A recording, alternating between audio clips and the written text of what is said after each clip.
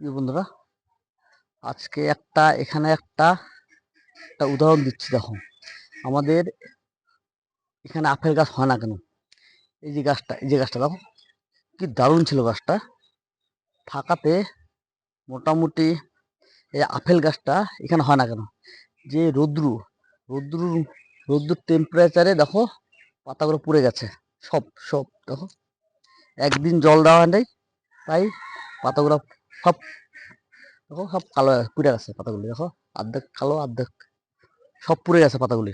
দেখো, এটাই এখানে এগুলো গাছ, আপেল গাছ হলে ঠান্ডা ওয়েদারের গাছ। এখানে আমরা যতই ভালো কাজ করি, যতই যা খাবার করি দেই গাছে, সেটা ভালো হয় না। এটাই এখন প্রমাণটা পেলাম। গাছটা দুদিন আমি জল দিতে পারিনি, সময় পাইনি, ডিউটিতে চলে গেছিলাম।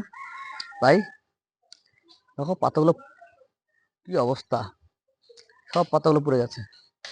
সব পাতাগুলো পুরো এই অবস্থা। বলো, দেখো এই পাশটা আরো বেশি আছে, এই পাশটা আরো বেশি। দেখো, সব পাতা পুড়ে গেছে।